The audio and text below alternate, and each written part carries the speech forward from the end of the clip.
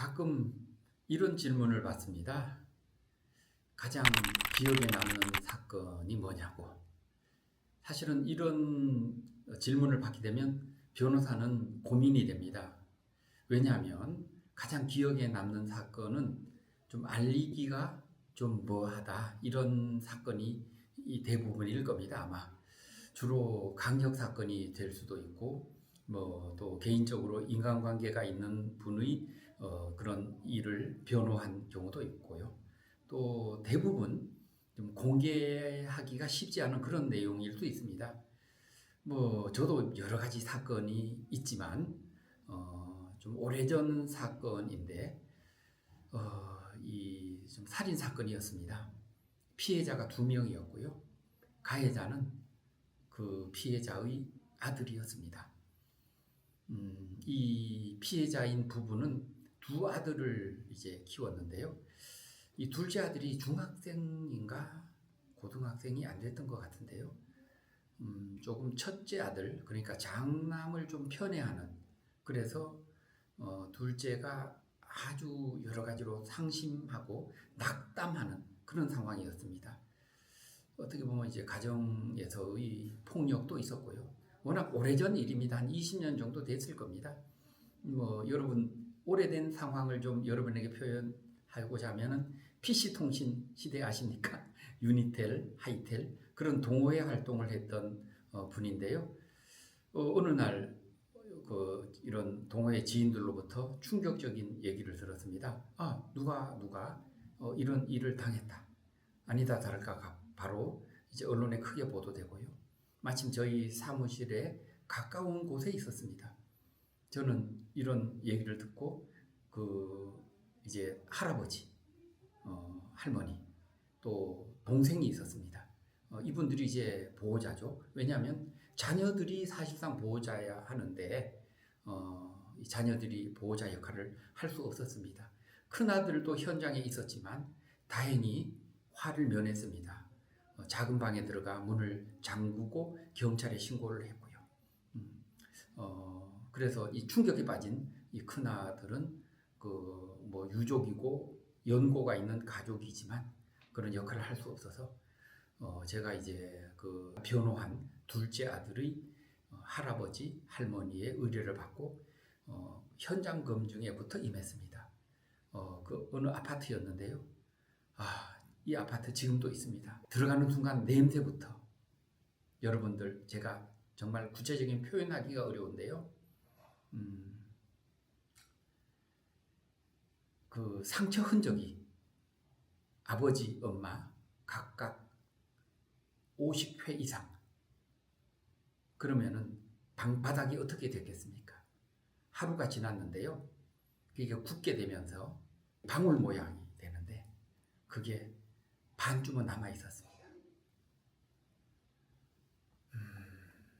어쨌든 먼저 돌아가신 분에 대한 애도의 뜻을 다시 한번 말씀드리며, 참 그 선한 얼굴, 그 부부와 차를 함께 마시고 식사를 함께 했던 기억이 떠오릅니다. 그분과 스포츠 활동을 같이 했기 때문에 그분의 유품을 저희들 동호회원이 그분이 좋아하는 장소에 이제 갔다가 이렇게 기념해서 그곳에 이제 묻은 그런 당시의 이제 추억도 떠오르고요. 어쨌든 저로서는 변호사니까 이 세상 사람으로부터 손가락질 받고 절대 용서할 수 없는 이제 살인 사건에 재판받는 피의자, 수사 과정에서는 피의자고 재판하는 과정에서는 피고인이죠. 제가 변론을 하게 됐습니다. 돌아가신 분의 할아버지는 그래도 손주이기 때문에 손주를 이제 원하는 마음에 손주에 대한 어떤 혈육의 정 때문에 비록 며느리가 그렇게 되었음에도 불구하고 변호사를 자주 찾아와서 손주에 대한 변호를 부탁했고요. 면회를 자주 가서 옥바라지를 해주고요. 물론 재판이 열렸을 때 돌아가신 분의 동생, 그러니까 저의 의뢰인 피고인의 작은 아버지 되는 분은 그 감정을 주체하지 못하고 살인죄 사형해야 된다. 살아서 뭐 하느냐? 그런 극단적인 표현까지 제압해서 법정 복도에서 했습니다. 어쨌든 저는 이 사건의 어떤 수사 기록에 나타난 내용은 판사님이 다 정당 참작을 하지만 수사 기록에 표현되지 않은 여러 가지 저간의 사정, 이 사건에 이르기까지 된 이 재판받는 사람의 어떤 심리 상태, 또 본인이 이와 같은 선택을 하게 된 여러 가지 과정 중에서 정상 참작을 받아야 될 그런 내용들에 대한 변론 준비를 하면서 판사님에게 차근차근 이런 내용을 설명하는 자료를 떠냈습니다. 물론 이 사건 저지르고 본인도 충격에 빠져 있죠. 아무도 찾아오지 않는 그런 사람, 결국 변호사만이 유일한 버시자 대화 상대가 될 수밖에 없으니까 면회라도 자주 가는 것이 어떤 저의 변호사의 역할이었고요. 재판 결과 결국은 중형이 선고됐습니다. 다만 이제 소년입니다. 19세 이하, 당시에는 20세가 기준이었는데요. 그런 소년범인 경우에는 최대 형량의 제한이 있었습니다. 그래서 법원에서는 최대 형량을 선고했는데 일반 사건의 형량을 정하는 기준에서 볼 때 그 최대의 형 선고도 많이 낮은 형량이었죠. 지금은 어디서 무엇을 하는지 모르지만 참 사람의 인생이라는 게 변화무쌍합니다. 우리가 소설이나 또는 드라마에서 보듯이 사람이 어떤 좀 선한 일을 하다가도 정말 나쁜 그런 악행을 하게 되기도 하고, 정말 그런 나쁜 짓을 많이 했던 사람이 어느 날 갑자기 양심의 가책을 얻고 정말 그런 사회에 봉사하는 그런 일꾼이 되기도 하죠. 어떻게 변화했는지는 모르겠습니다. 다만 이제 교도관을 오랫동안 일을 하고 이제 정년퇴직을 한 분의 그런 쓴 서적의 제목이 이 세상에 고치지 못할 사람은 없다라는 그런 책 제목을 봤습니다. 정확한 제목인지 모르지만은 그런 취지로 썼습니다.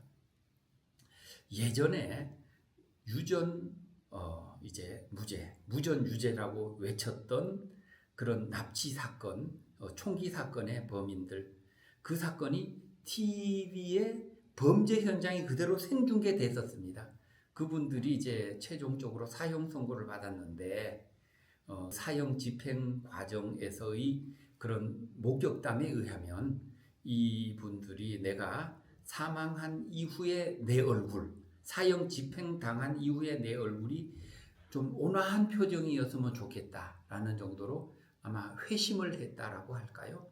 이제 뭐 제가 이제 법률사무소 강물의 이 채널에 이제 뭐 여러 변호사와 함께 하고 있습니다. 물론 최근에는 저만 독단으로 단독으로 이제 출연하고 있는데 이런 여러 가지 변론한 과거의 사건들을 회상하면서 이런저런 사례들을 한번 시리즈로 여러분과 함께 공유할까 합니다.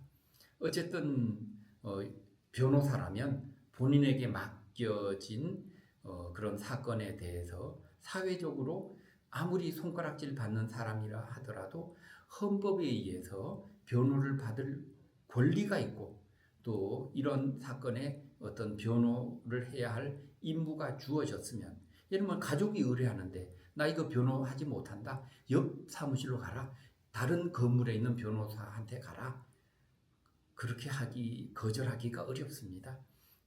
할 수 없이 이런 사건 변호한다 하더라도 이런 변호 행위 때문에 변호사를 비난하는 것은 조금 지양하지 말았으면 좋겠습니다. 이런 점을 다시 한번 부탁드리고요.